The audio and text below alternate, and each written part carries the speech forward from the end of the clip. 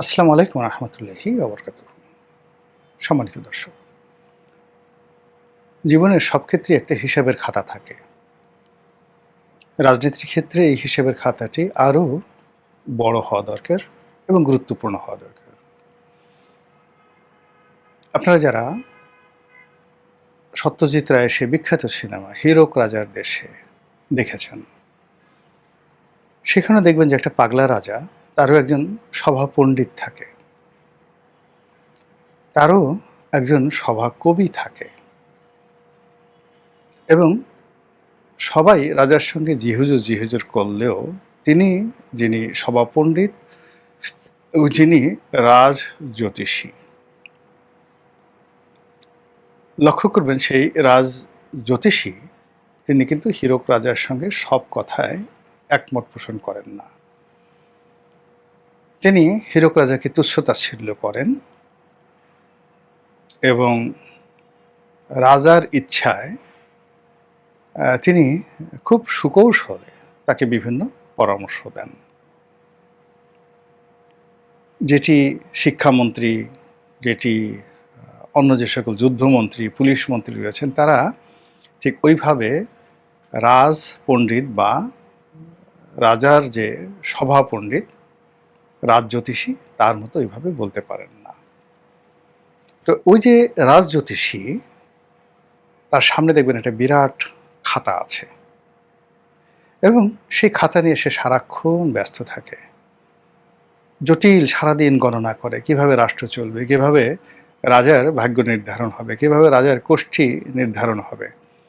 এই কাজে নিয়ে সে এত ব্যস্ত থাকে যে রাজা যে আনন্দ করেন বা ফুর্তি করেন বা রাজার যারা লোকজন যারা যে ভাড়ামি করেন, এই দিকে তার খেয়াল থাকে না এবং ওই ডায়ালগগুলো দেখলেই বুঝতে পারবেন। তো কাজেই জীবনের সব ক্ষেত্রে কিছু কিছু জায়গা পবিত্র রাখতে হয়। জীবনের কিছু কিছু ক্ষেত্রে কিছু জায়গা যাকে বলা হয় দার্শনিকদের হাতে ছেড়ে দিতে হয়, ফিলোসফারদের হাতে ছেড়ে দিতে হয়, পরিকল্পনাবিদদের হাতে ছেড়ে দিতে হয়। যেমন আমাদের দেশের পরিকল্পনা মন্ত্রণালয় আছেন। তো এই যে পরিকল্পনা মন্ত্রণালয়, এটিকে সব আমাদের দেশে, স্বাধীন বাংলাদেশে সবাই এটাকে তুচ্ছ-তাচ্ছিল্য করেছে। অথচ এই দেশের সবচেয়ে ১ নম্বর মন্ত্রণালয় হওয়া উচিত পরিকল্পনা মন্ত্রণালয় বা পরিকল্পনা কমিশন।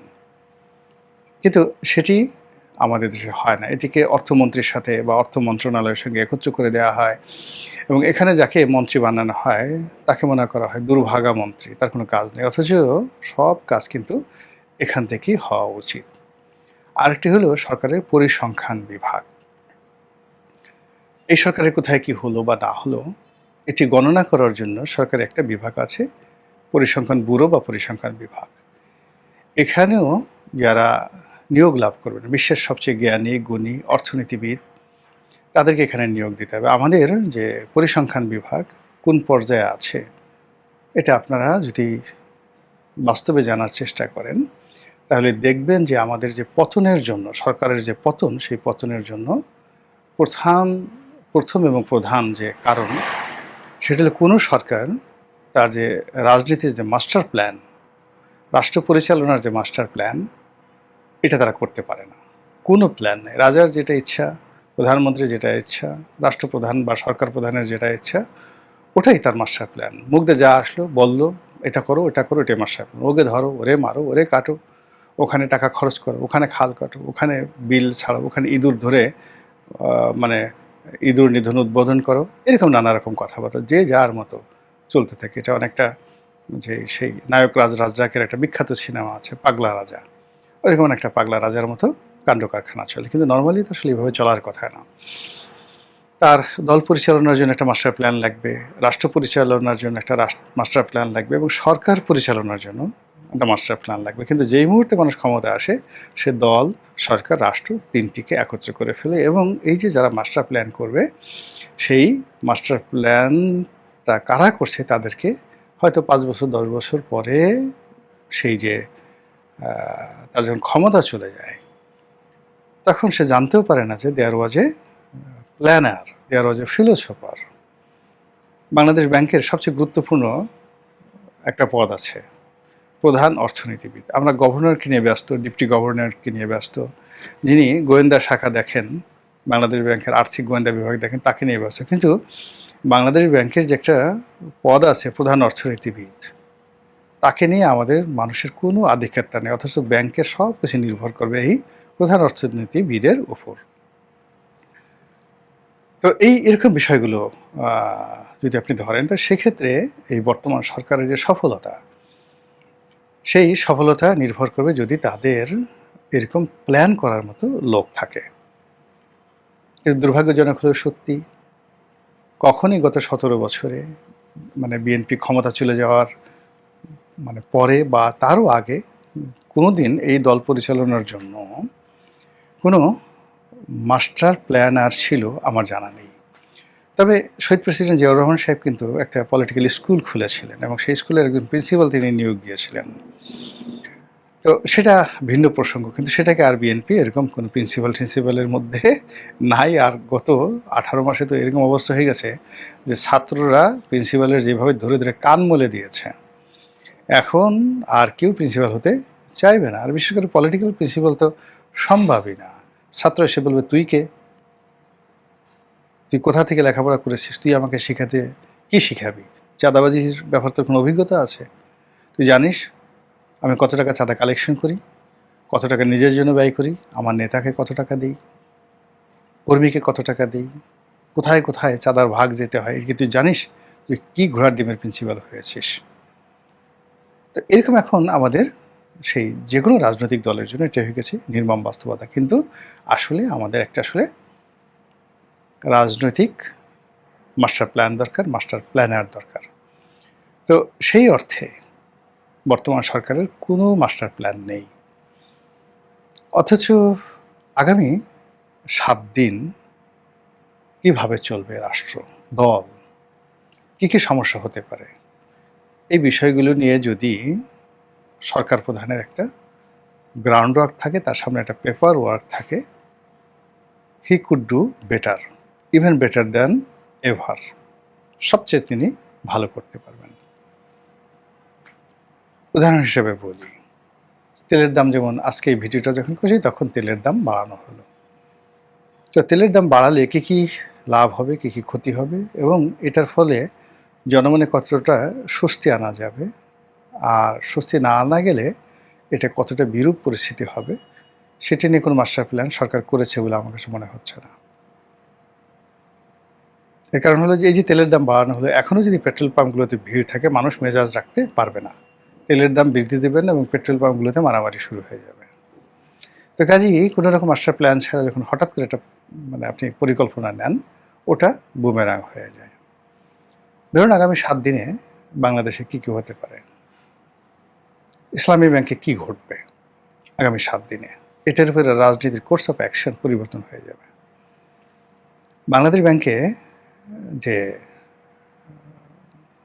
গভর্নর সাহেব আছেন, তিনি এসএলএমের যে 5টি ব্যাংক, সেই ব্যাপারে কি সিদ্ধান্ত নেবেন, আর এসএলএমের সেই 5টি ব্যাংকে এখন জামাতের যে সমস্ত লোকজন আছে এবং ইসলামী ব্যাংকে জামাতের যে সমস্ত লোকজন আছে, তারা কি সিদ্ধান্ত নেবেন, তার উপরে রাজনীতির ভবিষ্যৎ নির্ভর করবে। এবং এইগুলো মোকাবেলা করার জন্য মাস্টার প্ল্যান না নিয়ে এই ব্যাপারে যদি কেউ সিদ্ধান্ত নিয়ে থাকেন, তাহলে তারা মূলত সরকারের জন্য একটি জ্বলন্ত অঙ্গার তৈরি করে ফেলেছেন, জ্বলন্ত কয়লা। সেই কয়লায় হাত দিলে হাত পুড়ে যাবে, আর কয়লা যদি ঠান্ডা হয় হাতে ময়লা লাগবে, ছাই হয়ে যাবে। আচ্ছা, এরপরে এই যে তেল আমদানি নিয়ে সরকারের মাস্টার প্ল্যান কি, এগুলো নিয়ে যদি জনগণকে সম্পৃক্ত করা হয়, সভা সমিতি সেমিনার আয়োজন করা হয়, নাও ইটস নিড আইডিয়া। সরকারের একার পক্ষে এই আইডিয়া সম্ভব নয়। সরকার যদি এগুলো নিয়ে ব্যাপক সভা সমিতি সেমিনার করে, তাদের তো লোকের অভাব নাই, প্রেস ক্লাবে এই তেল সমস্যা নিয়ে করণীয় শীর্ষক আলোচনা সভা, সরকার তথ্য মন্ত্রণালয় করতে পারে, প্রেস ক্লাব করতে পারে, পত্রপত্রিকাগুলো করতে পারে, টেলিভিশনগুলো করতে পারে, সিরিজ অফ বৈঠক। এখানে সরকারি ইনভেস্টমেন্ট খুব জিরো, খুব অল্প, কিন্তু মানুষজন অ্যালার্ট হয়ে যাবে এবং আমাদেরই মধ্যে হয়তো দেখা গেল যে আমি সারাক্ষণ বসে যে চিন্তা করি, তার চেয়ে আমার ড্রাইভারের মাথায় একটা ভালো বুদ্ধি চলে আসতে পারে। তো এই আলাপ আলোচনার মধ্যে দেখা গেল এমন সব সিদ্ধান্ত আসলো যে এই সিদ্ধান্তগুলো সরকারের জন্য খুবই গুরুত্বপূর্ণ। আবার অন্যদিকে যদি কোনো গুরুত্বপূর্ণ সিদ্ধান্ত নাও আসে, কেবল সমস্যা নিয়ে আলাপ আলোচনা করার কারণে কি হচ্ছে, মানুষের উত্তেজনা প্রশমিত হয়ে যাবে। মানুষ এই সমস্যা সম্পর্কে ওয়াকিবহাল হয়ে পড়বে। কিন্তু সেই ধরনের কোনো উদ্যোগ আমরা এখন পর্যন্ত দেখছি না। এরপর আমাদের সাথে যে চীনের কিছু সমস্যা হচ্ছে, ভারতের মহা সমস্যা, আমেরিকার সাথে আমাদের যে মারাত্মক কতগুলো সমস্যা আছে কূটনীতির অঙ্গনে, এই সমস্যাগুলোর সঙ্গে আমাদের সীমান্তে গোলাগুলি, এই সমস্যাগুলোর সঙ্গে আমাদের রোহিঙ্গা প্রত্যাবর্ষণ, এই সমস্যাগুলোর সঙ্গে আমাদের ফরেন রেমিটেন্স, আমাদের আন্তর্জাতিক ব্যবসা বাণিজ্য, আমাদের গার্মেন্টস এক্সপোর্ট, এর সব কিছু জড়িত। কিন্তু এগুলো নিয়ে যে বিভিন্ন থিঙ্ক ট্যাঙ্ক গ্রুপ তৈরি করা, তাদেরকে দিয়ে জনমত তৈরি করা, সরকার আসলে কী চাচ্ছে? সরকার কি চাচ্ছে যে আমেরিকার সাথে সম্পর্কটা ভালো হোক? যে চুক্তি ইউজ করে গেছেন সেই চুক্তিটা বলবৎ থাকুক? নাকি সরকার এই চুক্তিটা বাদ দিতে চাচ্ছে? যেটাই সে করতে চাক না কেন, একটা মাস্টার প্ল্যানের অধীন এগুলো নিয়ে গণমত এবং জনমত তৈরি করতে হবে। এটা আমেরিকাতে হয়, ভারতে হয়, তাদের প্রচুর থিঙ্ক ট্যাঙ্ক থাকে। সেই থিঙ্ক ট্যাঙ্কে সরকার টাকা দেয়, গোপনে টাকা দেয়, গোয়েন্দা সংস্থার মাধ্যমে টাকা দেয়, এনজিও ব্যুরোর মাধ্যমে টাকা দেয়। এই যে ইউএসএআইডি, তারা যে বাংলাদেশে এত বড় একটা রেজিম চেঞ্জ করে ফেললো, শেখ হাসিনার পতন ঘটালো একটা এনজিও দ্বারা। তো সরকারও কিন্তু এভাবে এনজিও দিয়ে বহু কাজ করতে পারে জনমত সৃষ্টি করার জন্য।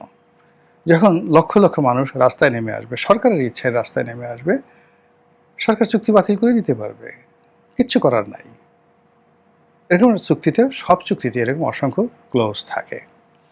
ফলে কি হলো দেখুন, সরকারের হাতে কোনো মাস্টার প্ল্যান না থাকার কারণে আগামী 7 দিন যে কি হবে দেশে, দেশের বাইরে, আমরা কেউ জানি না, সরকারও জানে না, কোনো গোয়েন্দা সংস্থাও জানে না।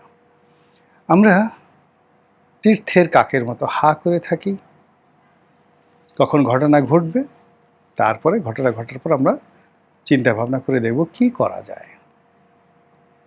এর বাইরে আসলে আমাদের কোনো কাজ নেই। ফলে কি হলো, রাষ্ট্র ব্যবস্থায় যা ছিল অতীতে, ডে বাই ডে তার চেয়ে আরও খারাপ হচ্ছে।